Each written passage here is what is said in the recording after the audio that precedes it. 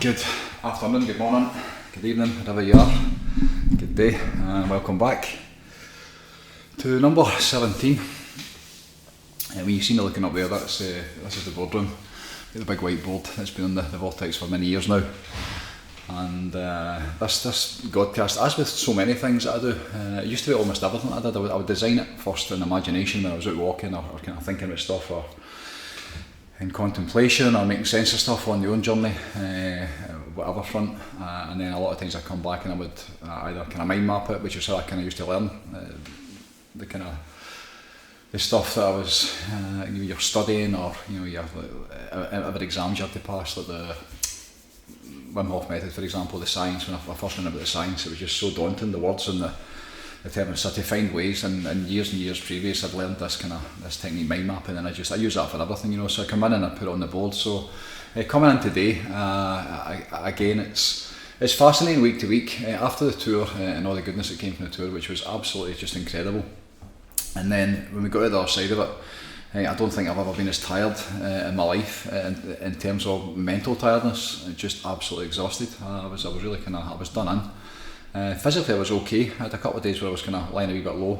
During the tour I had a couple of, probably 2 or 3 days at a time, I just felt really low energy. As did a lot of people. And just wasn't, I was kind of recovering between the weekends, but once I came to the end of it, then I was really it was time to just stop. Which took probably about the best part of a week to slow down and then start to take stock of what had just happened, and then where we were, what went on during it, what we got, what other people got, what the perception was, what the experience was, how we can make it better, what can we do to improve it, always make it simpler, make it easier, make it more accessible to as many as we can. And then obviously what's next, that is straight away, very quickly, you get back into where are we going now. That's always the thing, and there was something really significant happened up at Loch Lomond. Still putting it together, not just myself, but a lot of people that are run about the kind of inner circle, people that are deep in it at this point with me. There's quite a few, and it's incredible watching it, how it's coming together.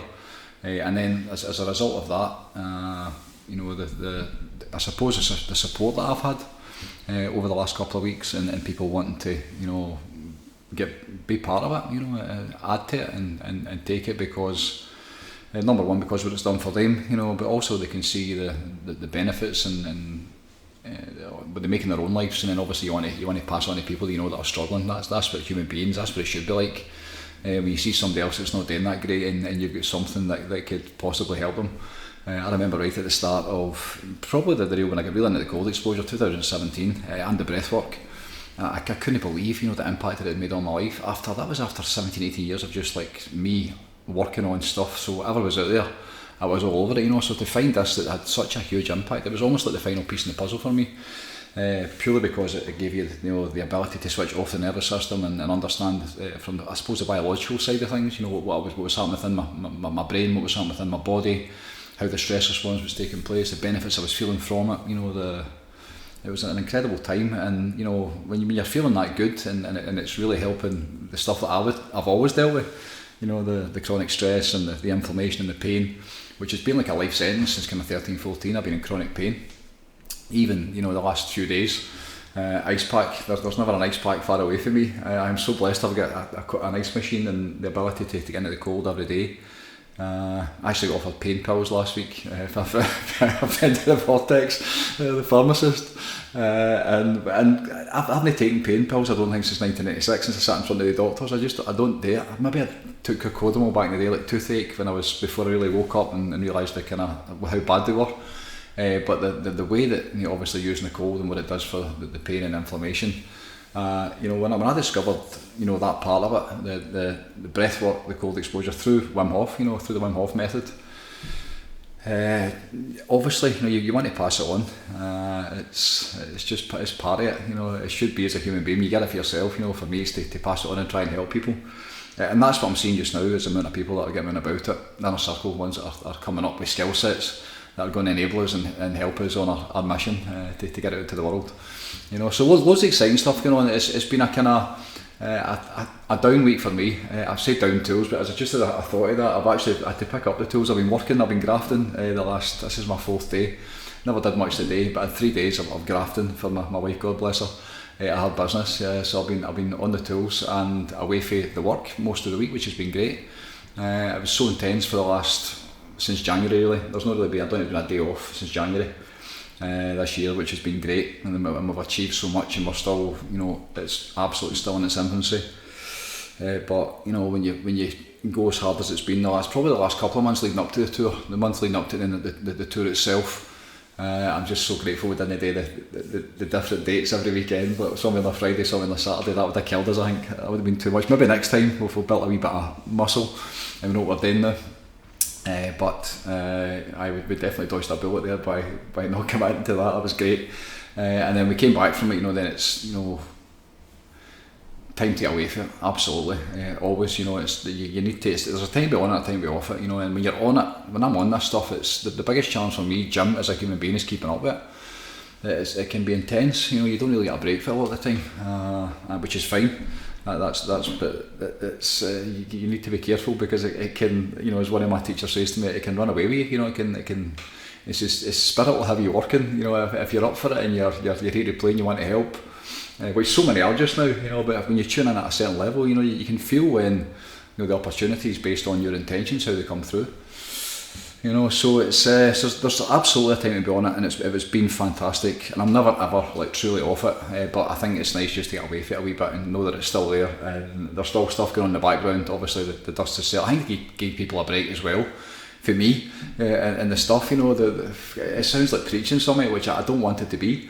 Especially some of the reels, I'm constantly trying to just rein it back in and let the message and the experience be enough, as opposed to me trying to give it to people. That's not the intention at all. And sometimes when I listen to something, which I don't like anyway, in terms of listening to myself, but they can sound a wee bit, I can understand how somebody looking in, as if I was some sort of religious nut, some guy that's just shouting about God, and that isn't what it is, So it's a fascinating time. It really is. It's time to almost go again. Well, it's time to go again. It started again after this week being off, and almost zero preparation. I had a kind of idea-ish, did I? I didn't really. I had no idea what I was going to talk about probably half an hour ago, and then just sat in meditation for 5 minutes and kind of thought about where we are with it. Number 17 now. Number 18 is going to be that one power infinitely. That number 18. It's going to be about the solutions, the divine. How we fix it, meditation, union, wholeness, oneness, explaining all of that, and what my take on it is, and absolutely, sharing, what I know, what I've experienced, and what I see is when people go on about it and they go through the experience of it, by the way that I do it, then they get similar results. It's fascinating to watch the morning meditations, the 5:30 meditations, Monday to Friday, and what people are coming back to me with in terms of what they're experiencing in the group, what they're feeling in the group, with the quantum shifts in their consciousness. So there's a real power and a presence within that group now, which is just, again, the numbers don't matter. It doesn't need to be thousands. It can be one or two. The 18 seems to be the number that keeps coming up. Again, it was 18 this morning, which may have included me, but it was 18 on this morning at 5:30, and you can just feel it very quickly how out of the head and all the problems and all the challenges and the stuff that we face, which is kind of what this episode's about, the problems, because next week we go into the solutions, so I thought we'd do a wee kind of squint at the problems, which are easy to see just now. They really are. We get a taste of it on the tour, and then when we come back, and you kind of know it the minute you switch on your iPad or your phone or whatever it is. The minute you get into Google, the minute you hit YouTube, it's going to come up, even if you're not interested in it, but it's going to come up. And to see where it is and where the world is and where people are and the challenges that we face and all the problems that we face, it's really is. These are tough times. I caught a glimpse of America the other day. Again, there's only probably one real person that I follow on YouTube. I watch different things and different interests, but not really this kind of work. I just allow it to come through me, and I dip in now and again. There's a man who I follow online in America who's really one of the most evolved spiritual beings I've seen online in terms of where he came from. I've spoken about him before. that they practice Saj Marg from India, the natural path, which I got into a long time ago. I believe it's one of the reasons I'm still on this spiritual path just now is because of probably the months that I spent running about that energy, that the preceptors and the meditations and the master of the system at the time. It's a fascinating the whole thing. And this man, the master of the system at the time, a man called Chariji, who the man who got me on about it. Again, another beautiful soul, just a incredible light worker back then, you know, a being of light, a man of God. He had met Chariji, and I used to hear the stories about Chariji and just the presence of being in that level of consciousness. And this man, you know, spent 25 years on the system and had told many stories about being in India and being in the ashrams and some of the miracles and some of the experiences, you know. So he's a man that I've watched for a few years now. He's also got the kind of, part of his work is bringing the truth to the world, the kind of truther movement. So he's been a truther for a long time, and he talks a lot about, you know, the circus and, you know, the way that the truth's coming through. And so he's the only the really go-to. I'll go on another tape because there's a spiritual perspective on it, and there's no fluff, and you can see through it the way that I can see through it, and I like that. And I caught during the week that he was doing a wee take on, obviously, your man gets shot in the lug, which as soon as I saw it, I just straight away I could just call it. I just okay, great. What's next? And then when you see some of the wee videos, the clips in terms of, you know, the blunders and how it's been unable to.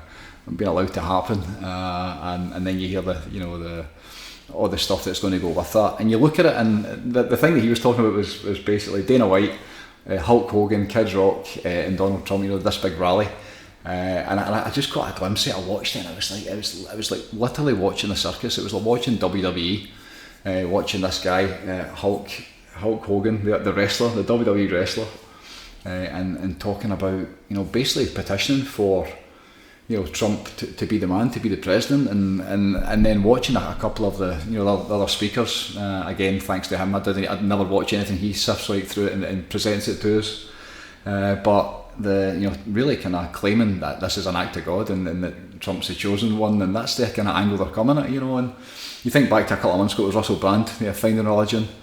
And it's just a fascinating time that we're in. It's a circus, it's a literal circus. You can't watch that and see anything less than a circus. I certainly can't, you know. And you watch the distractions of the world and the ways of the world and the wars of the world and the decimation that's happening in certain places in the world that we are absolutely part of in terms of as a country, and America as well.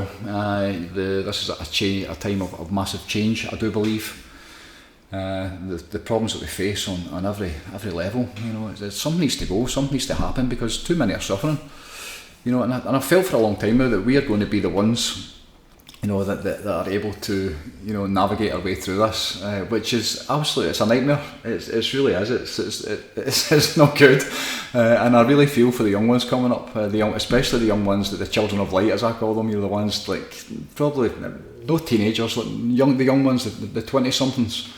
The old souls who are running about this work, and, you know, they've been through life experiences that have made them, you know, who they are, and now they're standing, you know, with these tools and techniques, and I believe the power that's coming through them and the power that's in them, and their intentions to not pass on, you know what they went through, you know, and the skill sets required, and the, you know, the abilities to navigate the storms that are coming. Big part of this is to pass it on to them, you know, is to everything I've learned, so we can, you know, enable them to empower them even more, because they're the ones going to have to deal with it. You know, it's fine for me at 52 now. How much longer, who knows? And you see the Waynes, I've got 40-50 years ahead of them, you know, and what's coming up? Terrifying, it is. It's absolutely terrifying, you know. So many problems, so many challenges that we face. You've almost got to laugh, unless it's affecting you directly. But when you get to a certain point of, you know, understanding and the realisation of how it goes together and what's important and what you can do about it, and, you know, how you're basically being put in this position within your life that isn't your fault. You know, it really isn't, for almost everybody. The amount of people that are sick just now, the amount of people that are living with dis-ease, the amount of people their life is on the line, that are way too young, you know, to people in their 20s and their 30s, and the health challenges that we're facing, and, you know, when you add in all the stuff that we deal with in this lifetime, you know, for the minute you're born, you think of now, I can only imagine I looked at it not that long ago, but I in terms of the vaccinations that the babies receive, and even before that, the stress that babies are under, the mommy's diet, or the stressful environment, if it's a toxic environment, if there's fighting going on, if there's loud noises going on, if people are smoking. My mum smoked, I believe she smoked right through my pregnancy. And certainly when we were born, we always was just smoke. We had passed with smoke our whole life, on aeroplanes and in buses and restaurants, anywhere you went, and supermarkets. Remember in America and in a hospital, I broke my collarbone in Canada, in fact, and I was, 8 or 9, and the doctors used to place just different times, so there is so much stress, there's so much toxic inflammation and poisons within all the systems, and we get to this stage just now where it's almost like the death by 1,000 cuts. Somebody asked me earlier on, what is it that's causing it? And it's a death by 1,000 cuts. There's too many things to say it's one thing. The skies just now, if you hear me talking about the skies, that's the thing that really gets me. Whatever it is they're doing at the skies, the way they're, and they're admitting it. It's like it's common knowledge, and it's so documented, and it's something that when I came across it, I couldn't believe it. But you think now the summer we've had, there's probably been about 3 or 4 days of sunlight, or natural sunlight. You see the clouds as I did. We post yesterday morning, the kind of the ripples. 4 o'clock yesterday morning, I was up out of bed. And just sitting outside and just watching it, and just seeing all the ripples, and then the sky filling in, and then it's grey for the rest of the day. That's just, and anybody that questions that or challenges it, or it's just it is what it is. It's one of the things, once you see it, you can't unsee it, and it's really challenging. There's so many ways, that even the negative impact of no sunlight and not being able to get out in it, in terms of lying in it and getting into your bones, and especially the winter we've just come out of. The winter's just finished. It was like an 8-9 month winter, and you think now August, September, October we go again, and obviously the amount of stuff you hear about gardeners and the challenges with crops, and it's going in one direction. It really is. The entire thing, between the medication you come in as a Wayne, and then the school system, and then the education, the entire education system, and then the workplace, and how the whole thing is set up. What you're left with at the end of it, you think of taxes, see the wee meme with the amount of taxes that are paid in your lifetime, and it's astonishing. It's just astonishing how many ways that they take it off you. Again, and it's the thing that you need, certainly within the zoo, to make it a better experience, and obviously they control all of that. So this environment isn't easy. It's a tricky time we're in. It really is. No matter where you look, you see people, the young ones are obviously struggling. I deal with mostly 20-somethings up to kind of 30, 40-somethings. That's kind of my demographic, it seems to be. And some of the stories, some of the things that people are going through, some of the challenges that the people have witnessed and lived through, and you're just watching people, and a lot of them aren't affected, or certainly they're not affected in the way you'd expect them to be. When people go through like serious heavy traumas, and whether it's the desensitisation of what they've already seen in their lifetime, obviously, and when that relates to everything, between the video games and the the films and the just absolute filth and horribleness that's online. Some of the stories that I'm hearing, probably relating most to kind of sexual stuff just now, and what we became as a species, what young men are doing, and how this is premeditated, and again, it's a time where when you see how society is. I remember Zig Ziglar a long time ago, one of my early teachers, an amazing guy, old Zig Ziglar, and he said that eventually, if you don't help your fellow man up, so if we don't do something to keep mankind buoyant, then eventually it'll bring you down. Them kind of, it's like the drowning man pulling you down. And you only need to any high street, anywhere in Scotland. You just need to look and see where people are, in terms of their well-being, in terms of their life force, in terms of how happy they are, and whether they're smiling, and how they look. How the stress that's in the system. The stats for this country in terms of our life expectancy, and you just need to look at the basics. The weather, absolutely. This is summer and it's pretty bad, even though it's been dry for about 3 days. But yeah, then add into that obviously the diet and what we eat. Jesus Christ, it's terrifying in terms of how bad it is for us. As a human being, just no matter what your belief system is, you take that and you put it into the physical body, the human body, and watch what happens to it. The oils and the fats and the poisons and the just the processed junk, just absolute sludge that we put into our system. So you see the effect that has on people. The stress that has on people just with diet. I saw a young woman today, a new mammy early this morning, and she was massive. She was absolutely massively obese. She could have been 20 stone, just a young lassie, quite a tall lassie, quite a pretty lassie, and the wee baby, brand new baby. And I'm thinking, Jesus, how much stress, unnecessary stress, has been that pregnancy and it's been imparted onto the baby just because of what the lassie's been eating. It's so many people are getting sick because of what goes into the mouth. So many of us are malnourished, and the correct foods in terms of the supplementation we need and all that kind of good stuff that rebuilds the cells and the bones and the tissues. It's sorely lacking because of obviously the quality of the soil and the availability of proper produce, like organic produce. Again, because of what's in the air and what's in the water and what's in the environment. So there's so many challenges that we face. Life expectancy in Scotland is shocking. It really is. How young. My gran I think she was 56 when she passed. One of my uncles was mid-50s as well. I tell you, when you get into your 30s and 40s, you don't think about it, but once you hit 50, you start to kind of creak a wee bit and you start to get different pains, and you start to, that old, the philosophy, the Eastern philosophy, where you only get so many heartbeats, and I think I've had quite a few, probably unnecessary heartbeats in my lifetime. And you just never know. As my teacher said to me, one of my teachers said, it's like you're still here, He's still using you, so keep going. So you get up and you get on with it, but it's the life expectancy and the diet. I think you're back to the diet is wanes probably from teenagers up. There was that gap in the middle where younger it was certainly just home cooked all the time, but then with the kind of takeaways, but the more convenient stuff I suppose would start to come in, as opposed to just like cooking every night. Probably teenagers up to my 20s, 24, 25, and then obviously changed by, but even that short period, maybe 10 years, the negative effect in terms of what you're putting into your body, what's already in your body. Obviously, you look at the poisons in the food, and it comes off all the pots that we used and the kettles that we used and the cutlery you use and the cans that you drink out of.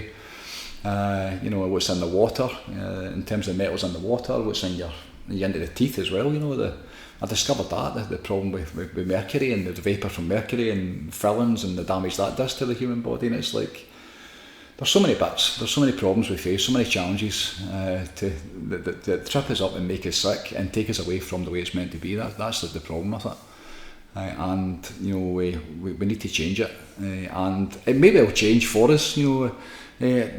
My dad used to speak, he still does, he still tells the stories about how they were never sick ever, and it was freezing and they had hardly any food after the war, how they had nothing, they were basically rations, but nobody was ever sick, and they were always on the go and they were always at their work, and it was a different time. They were hardy, they had to be because of their environment, that adversity that they grew up in, the lack and the shortage, which is actually better for the human body. Obviously, when you just look at the way we are just now, just sloths. If anything's available, as much as you want, just keep going, and because it tastes good, looks good, and you're designed and trained to eat it, it's designed for you to be trained to go and get it, and just that addiction that it feeds, it's like, it doesn't work, obviously it doesn't work, and you look at the way that it was before, with all that lack and scarcity and the hard times and where they were, you see the pictures of them in the 50s, 60s, 70s, they're all stripped, they're all ripped, all muscles, they're all working, manually working and doing stuff and out and about. So it's maybe going back to that. We might need to get back to basics, which is going to be really hard for people. It's going to be so difficult for people. It's going to be challenging in so many different ways. A few years ago, at the time I had the realisation that was probably going to happen. And I said to a couple of people, what's going to happen when they drag your Range Rover up, they take your house off you? People are living on all this debt and just like to the max, and what happens if the wheels come off? What would you be without it? That was the question. What would you be when all the stuff that you've worked your entire life for? What happens when that gets taken away? What's left then? And that's happened over the last few years to a lot of people, you know, because of all the nonsense that's been going on. It's so difficult just now in business, and you know, try to make your way and try to make a living. It's so challenging in so many different. Everybody, you know, name me a sector that isn't. Even well-being, you know, that people don't have the money to a lot of them to come and look after themselves, or to invest like tiny amounts in terms of to learn how to get back to, you know, being empowered and feeling good again. And you know, so it's a fascinating time. It's a difficult time. It's a hard time we're in, in really kind of very many strange ways. The invisible enemies we face, you know, the invisible stuff that you can't see, that, you know, is affecting different people in different ways, you know, depending on what your belief system is and what you can see and what level you're coming at. It's coming from everywhere. You know, cost of living, interest rates, your own mental health, physical health and well-being. It's a tricky time. There are so many problems in terms of what we would need to do to get it back to the way that it's able to be. Simply just stop everything and take man off the planet, and probably give it 30 or 40 years, maybe 100 years, could be that, and just allow the planet and Mother Nature to do whatever it needs to do to bring it back into coherence again. Maybe 1,000 years, I don't know, depending on how bad the damage is, the real damage, as opposed to, you know, all the stuff that they tell you. So it's a challenging time, where there is no doubt about it, and there are so many problems and so many things within the circus, within the zoo, within the jungle, that you can't fix, that doesn't matter what you do about them, they're never going to change. And so many people, you know, in that place of suffering, and a lot of them broken just now, a lot of people suicidal just now, and you know, the entire system and the systems that made us get to this point, we need to realise that it doesn't work. You can't find the answers there, I don't believe. There are some kind of temporary reliefs, but anywhere within that entire, you know, that network of, you know, this is how you need to come and get it and do it. This is a way that makes things better. I don't believe there's any answers on that. I really don't. It's we need to get rid of all of that and start to do it in a different way. You know, start to get back to the way that it's meant to be, which is exciting for me. It really is. I've always felt that the harder it gets in the world, then the more this work is going to be able to get out to people. You know, because no matter how bad it is, the problems, you know, what you've been through, what you've experienced, what you've seen, what you've lived, what you became perhaps, for so many people, there's always a way. There is always a way. I know that there is always a way. There's a way back. Maybe not to as good as it should have been. If the event hadn't happened, or whatever you went through, or you know, your story, whatever happened to you, if that didn't happen, if life had just, you'd come in and it was just, you know, rainbows, unicorns, and all the way, you know, straight from the beginning, pure light and goodness, and you know, none of the pain and suffering, wouldn't that be great for so many? But for whatever reason it wasn't. We don't know the answer to that. But you know, to get to a place where you know, if it isn't working, and there is struggle, and it's not going the way you would like, you know, then the answers and the solutions, I believe, are very, very simple. I really do, and it's an experience-based process.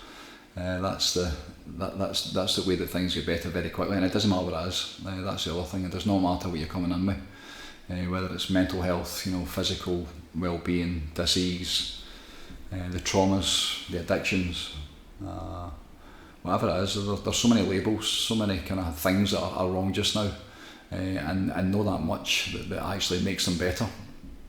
But the way, you know, going inside, you know, learning to breathe properly, switching off the head, getting out the mind, giving yourself a break from you, stopping being you, just for a wee bit, you know, just shut the fuck up and just be, and give yourself a break from, even with the best of intentions, try to get there and try to strive and trying to make it better and trying to find your answers. And the conscious, logical thinking mind is always trying to find a way through. It's always trying to work it out, always trying to make it better for you. God bless it.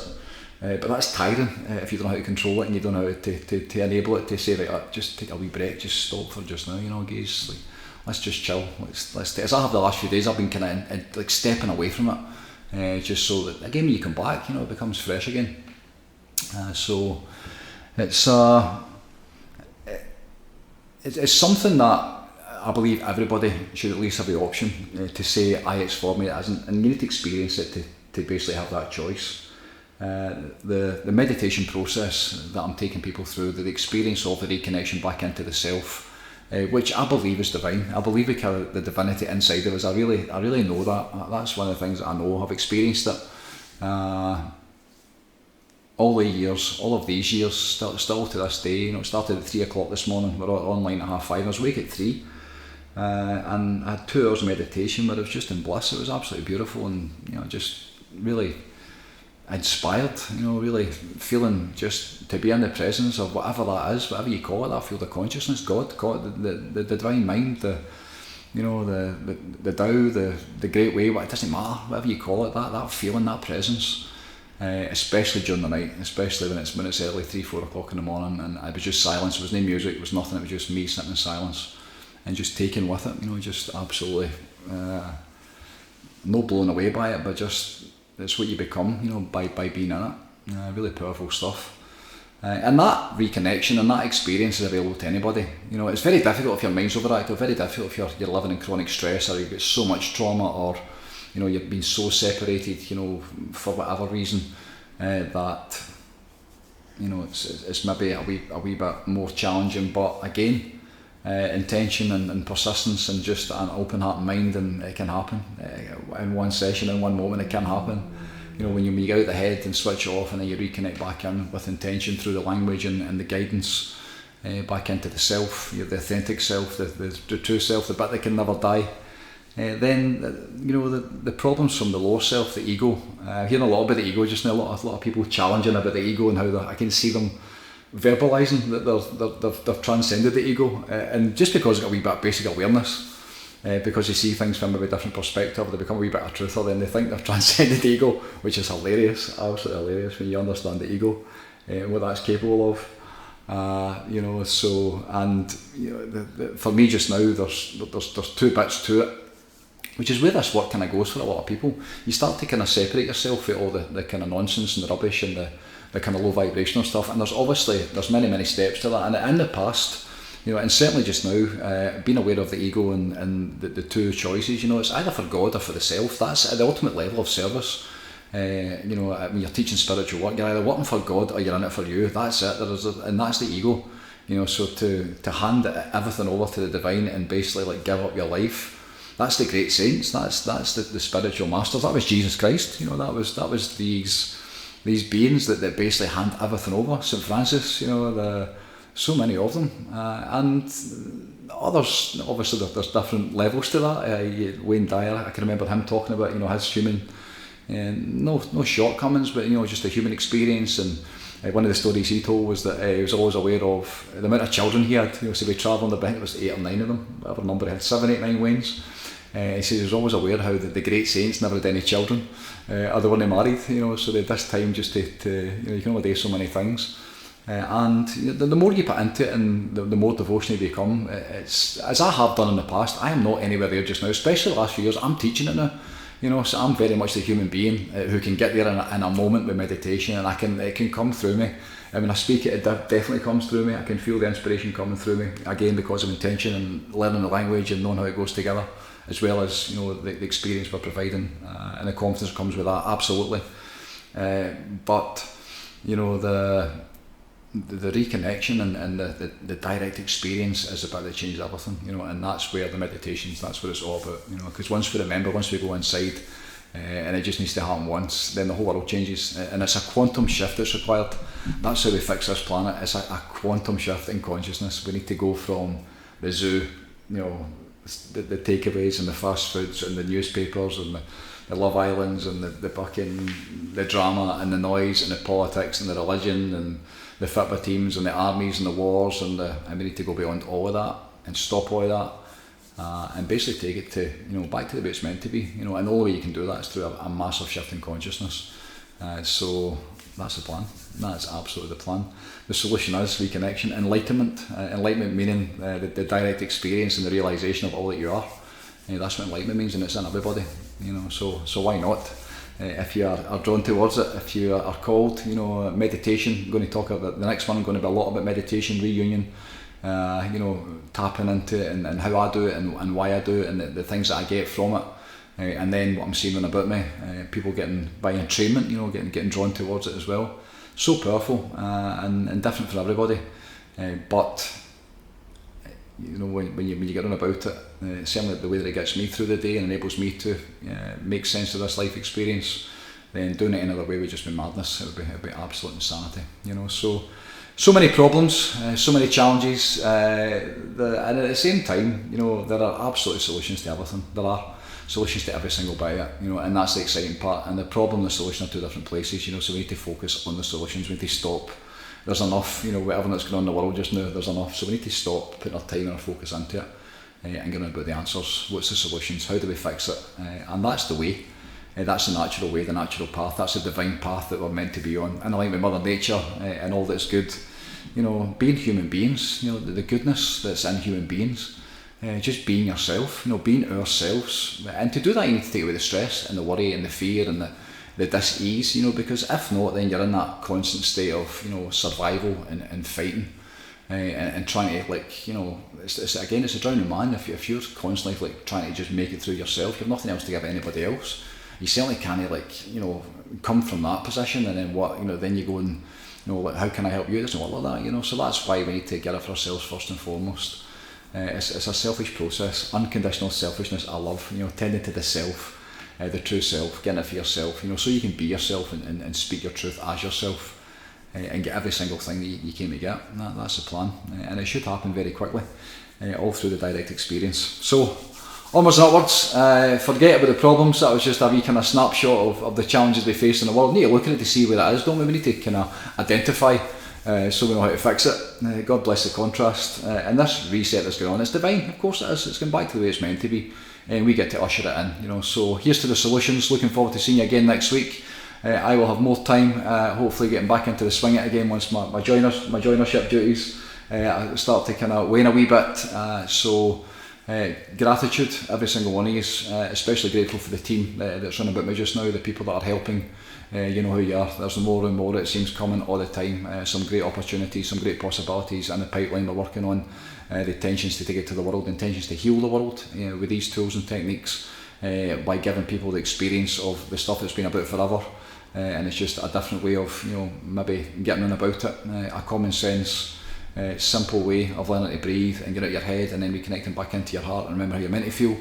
And then learning things like meditation, you know, deep relaxation, cold exposure, awareness, you know, to live intentionally, to be in alignment, you know, the power of that, what it means to be in the flow, how to get into the flow, you know, how to manage your nervous system, you know, how to be happy, how to be joyful, how to sleep, how to eat better, you know, how to live longer. That's the program, that's the way. And for those that are ready, those that are called, because it takes work, you don't get it for free. You don't get to come in. A few people are now away just because they're not using it, they're not doing the work. You need to do the work, you know. So there's no point in getting on about it and then it sounds amazing, you want experience. You need to commit and, like, it's for people that need to do the work. That's the ones that I'm really interested in, the ones that are up and doing it every single day for themselves, you know, getting it for themselves. Self-reliance is what it's all about.